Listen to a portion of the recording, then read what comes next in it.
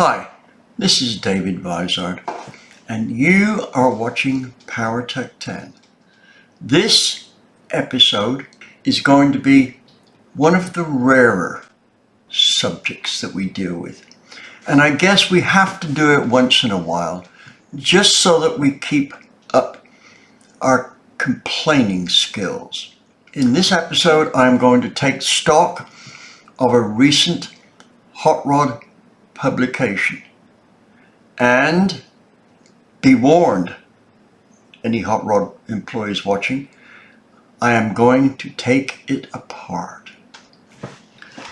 As many of you know, this channel has taken upon itself to act as a guide to all of those hot rodders out there who want accurate information.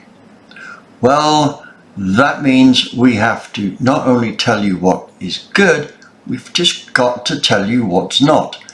And in this issue of PowerTec 10, we're going to look at an article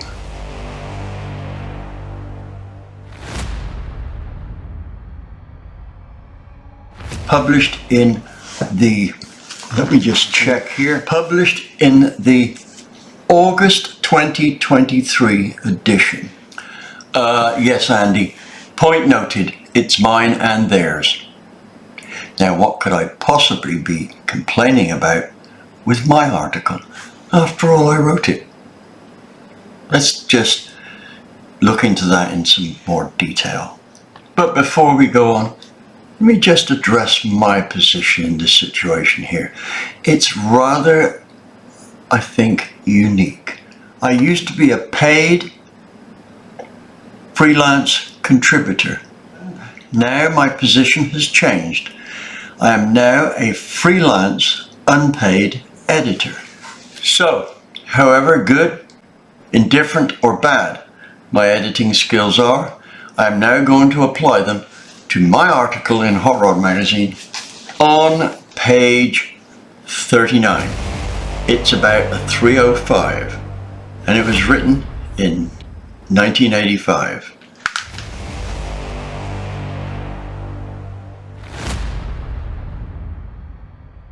I'm going to deal with the article that I authored first. This is a story about hopping up on a very tight budget, a 305. Now this is a 305 small block Chevy from the early 80s, very early 80s.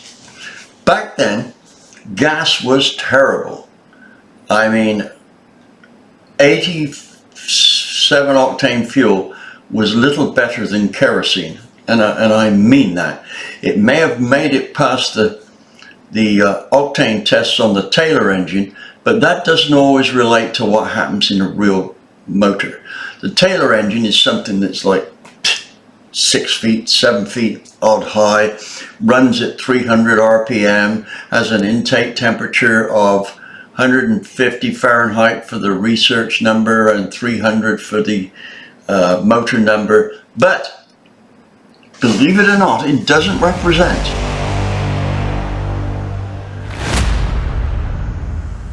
what we see out of the fuels in those days in real life. Here's what happened. Firstly, the engine was built about 1983, well before the story. And I believe I was asked for a story like that, and I said, would that do? So, but I can't remember if that's the exact case. However, one of the things that we found was how bad the emissions smog heads were at making horsepower. Basically, even in ported form, they could still be 30 horsepower and 30 foot-pounds off what a 186 casting was. The other thing is that with an 8.7 to 1 compression ratio, and that's what we put it up to, that started off at 7.8.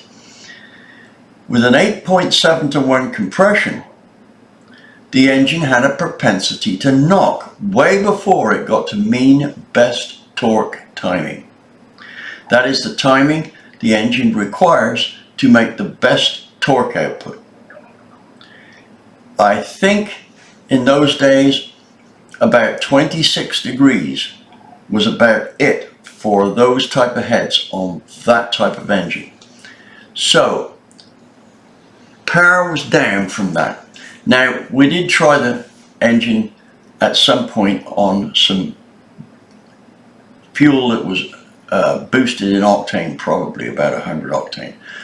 And with the timing set at 32 degrees, that engine made probably around 40 foot-pounds more and about 40 horsepower more. In the state that it's shown in that article, it barely made, no it didn't quite make 1.1 foot-pounds per cube. Let me tell you, that's terrible, but not under the circumstances that are shown there. Now, what's going to happen is people are going to look at that story and say, it's terrible. It doesn't make any power worthwhile. And so that is the case.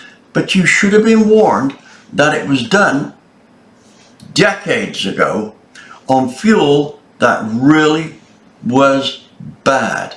There's no mention of that. So, in essence, it was there just for the purpose of nostalgia and decorating the page. If they'd have called me up, I'd have said that's not a good article to run. But they didn't.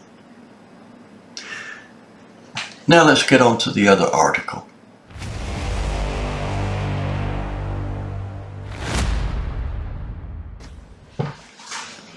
Let me show you the article that's my main gripe here. It's this one here. It starts off as budget stroker. See? Budget stroker. Now take a look at that engine. All those polished parts and Brodex heads, etc. Triple carbs. Does that look like a budget engine? Well, you could say yes, it's a budget engine. It's a big budget engine. Not a huge one, but it's definitely not what we typically think of as a budget engine. But that, for your average reader, could not be built on what we call a budget, which would be at most $3,000. So who was it written by? It was written by this guy here, Stephen Rupp. Now, I can tell from his work, and I've read quite a bit of his stuff, is he's a good writer. He doesn't pay attention to what he's writing about, and he may be completely ignorant of what he's writing about. In which case, right up front, I'm going to say, Stephen, you're a skilled writer. If you want to learn about engines, I will give you a free ticket to one of my $500 3-day seminars on how to build horsepower. And I will personally take you under my wing and teach you what you need to know to be the best tech writer out there. Period. Now let's get on and look at some of the other stuff that's there. What attracted my attention here is, and I'll go through a lot of other points after, but what attracted my attention was the power curve. Power curve on page 54. Here it is, power curve. Now let me bring it up close. And I will move my hands so that you can see what it's all about there. Peak torque, 435.9 foot-pounds. Peak power, 411.6. If you go to episode, and I'll put it across the top there, there's a chart which tells how much torque an engine should make per cube if it's set up right. And it's dependent on having a certain compression and the right camshaft.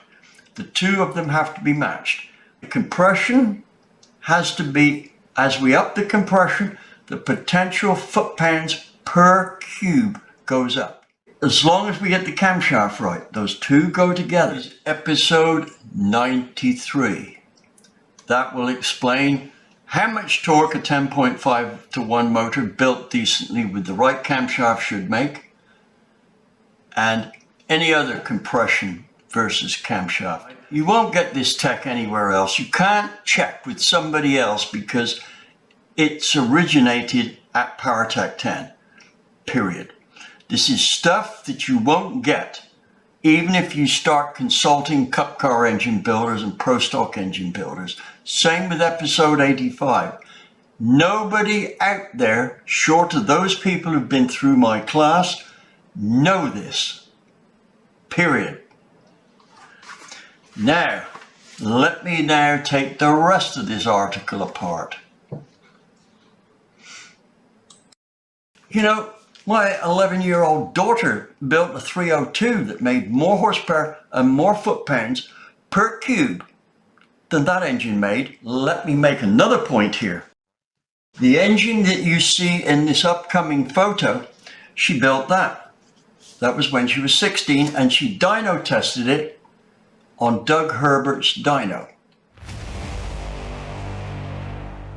Multiple top fuel champ Shirley Muldowney was there on the day and was totally impressed. But on with the story. Let me read through the first paragraph of the article that I'm so obsessed about complaining about.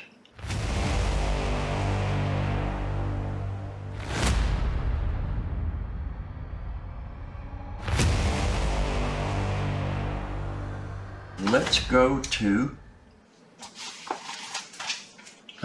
pages on here. I'm just going to pick a few points, and believe you me, there are a few out of about 40. So let's have a look at this one here. Remember when the coolest thing you could do to an engine was bolt on 2 or even better 3 carbs on top of it? Remember when 400 horsepower was a lot of street power? Today it's all about EFI systems and 600 horsepower, but many hot rodders just want something simple and super cool.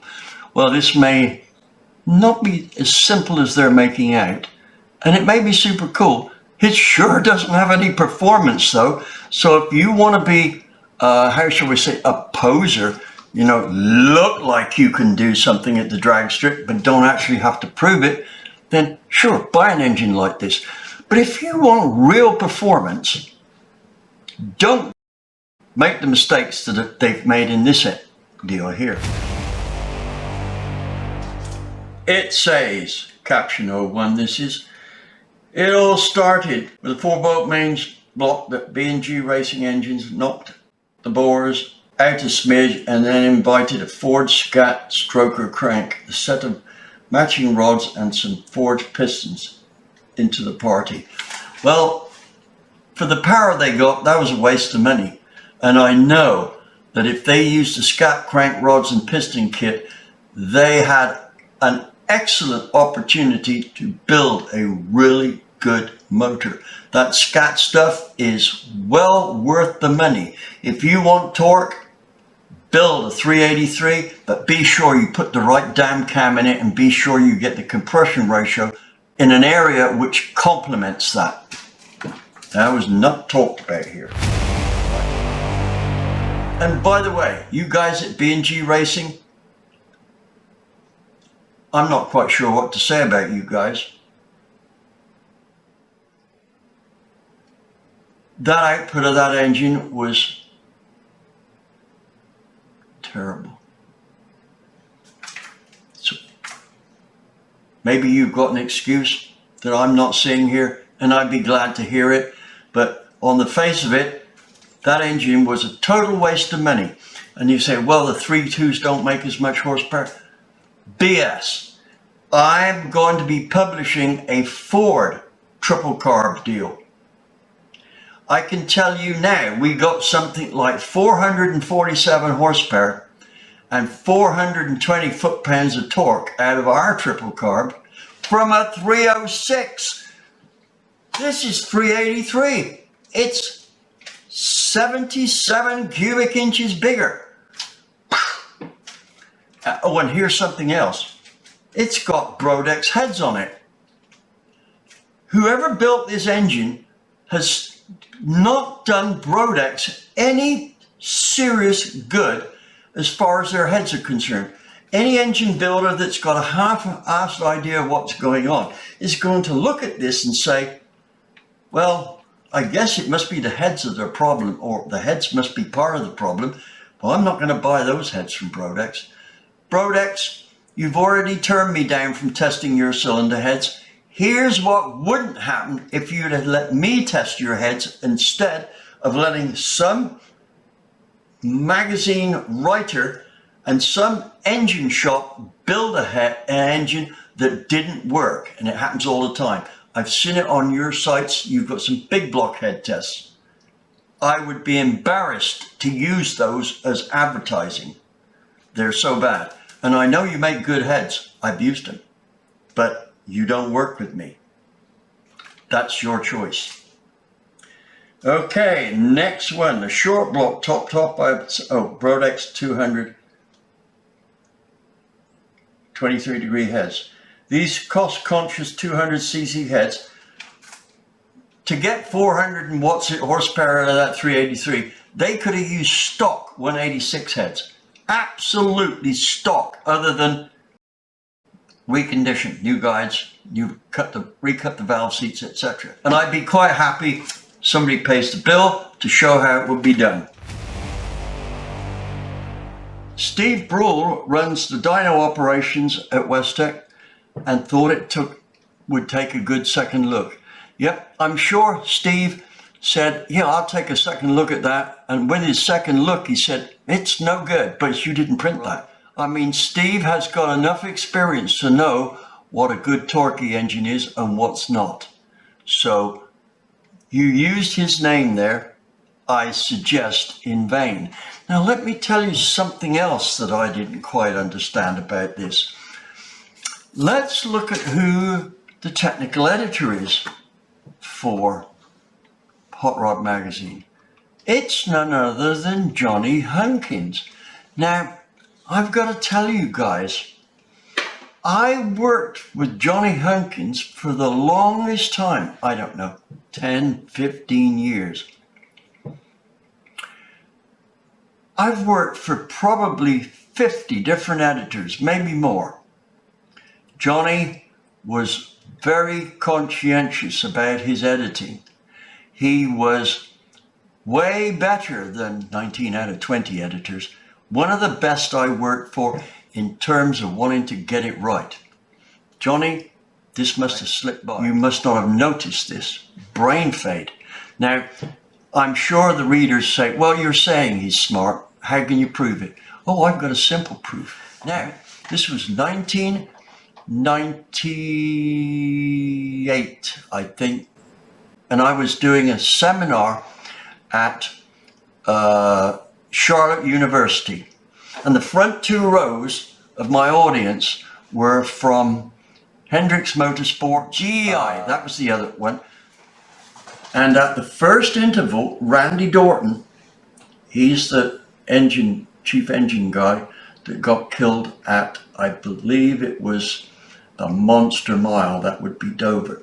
Not on the track, the plane crashed while they were bringing spare engines up. And I think Rick Hendricks' brother or son was also killed in it. Terrible accident. Now, he came up to me and said, now don't forget the seats for this were $500 back in 1998. He said, I've got my money back on the guys I paid for the class. We're only 2 hours into a 20-hour lecture. So just in case you think I don't have anything to tell, Pro Stock guys and Cup Car guys, right? Randy Dorton would, if he was still here, would contest that statement. Now, let me see. Johnny Hunkins was at a seat way in the back on the left-hand side from my perspective on the stage, right? And I asked a question. I said, okay, Who can tell me what the optimum brake-specific fuel consumption is?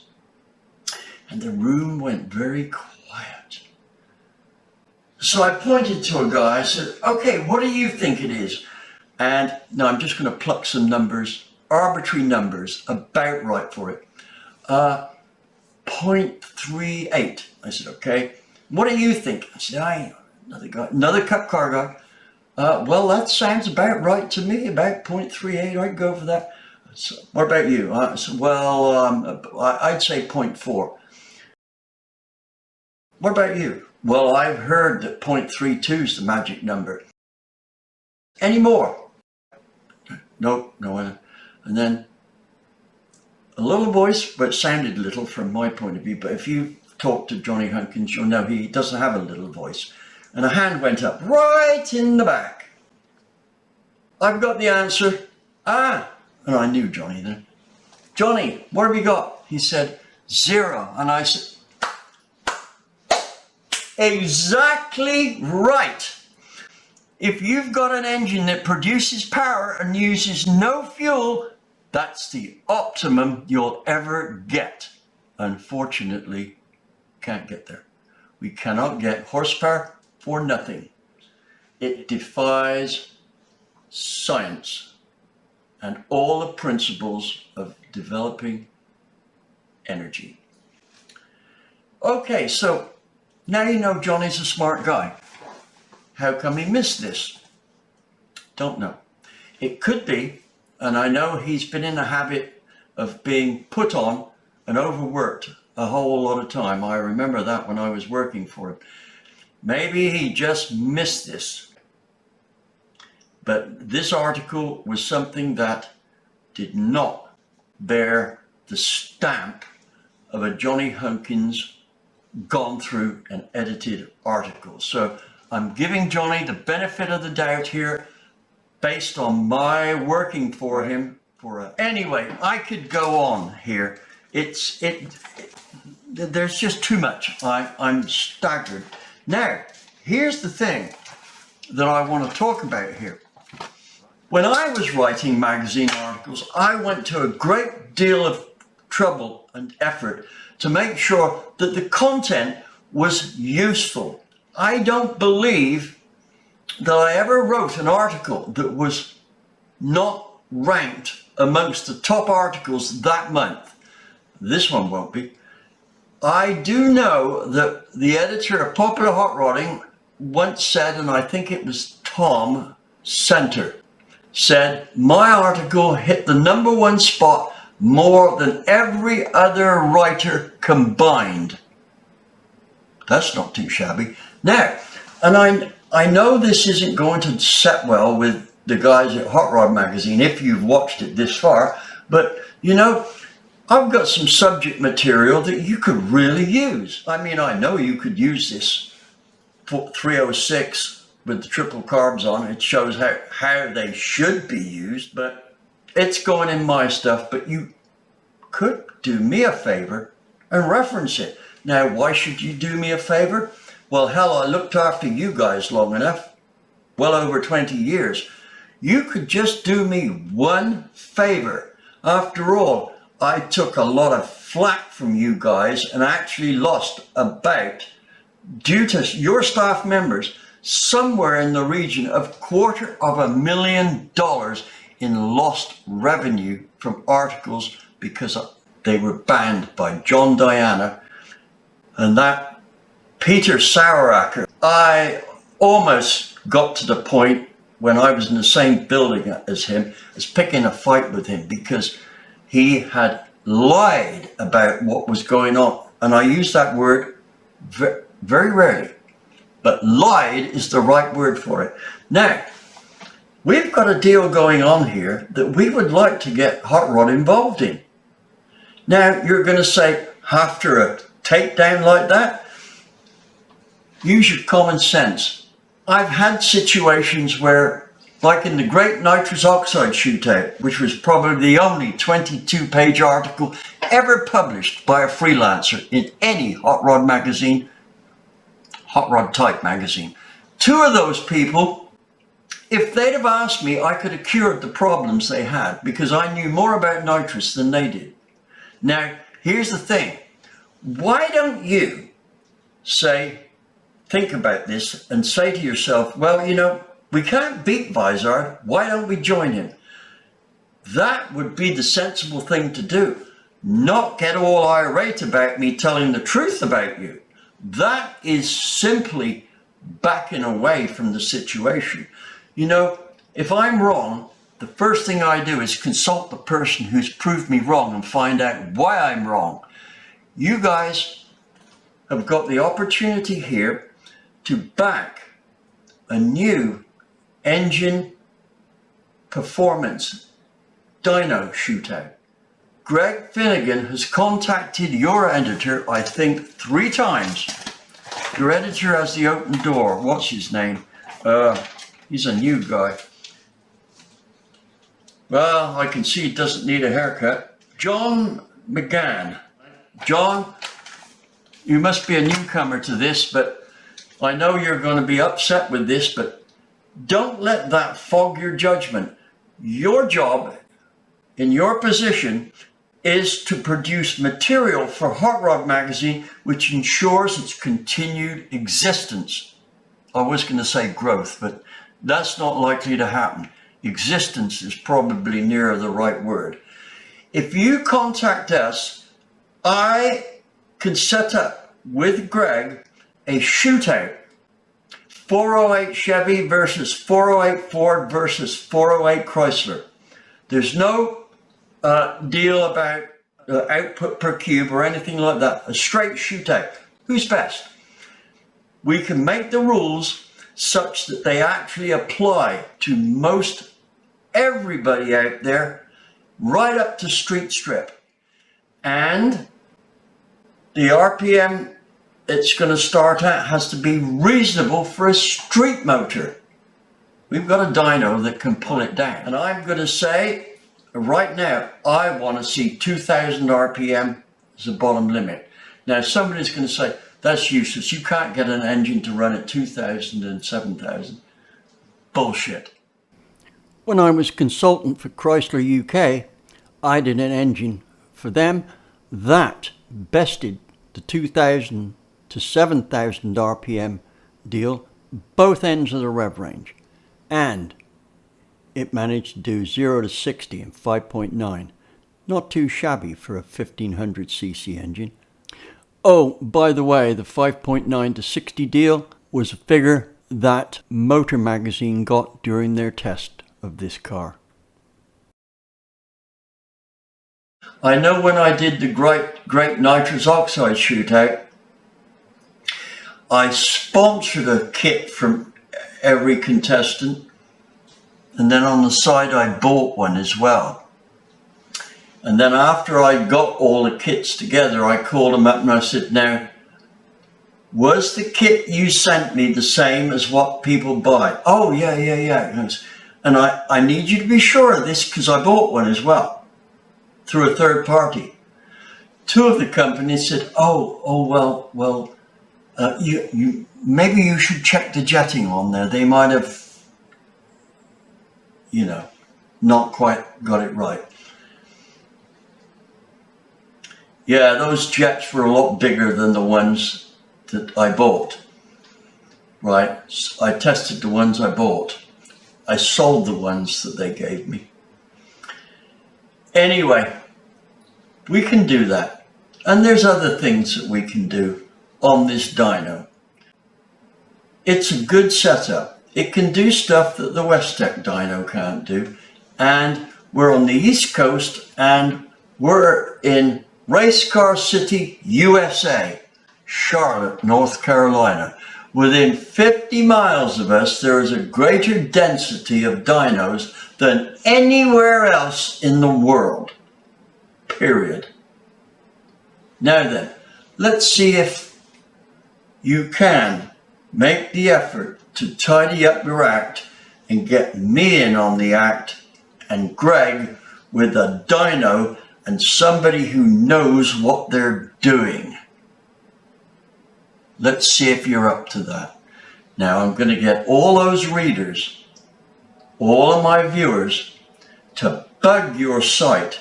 Have you contacted Vizard yet? And we'll see what happens. Let's see if you're up to it. Johnny, you're the good guy here. I don't want to put you in a spot, but explain to them the virtues, the value of dealing with somebody who's had so many #1 articles that they should be taken seriously.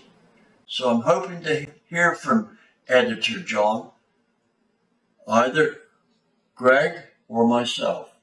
So please do so.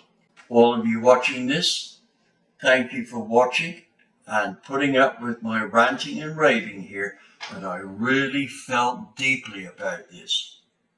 Really.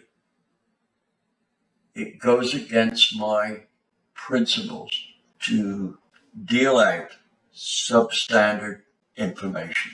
Thank you for watching.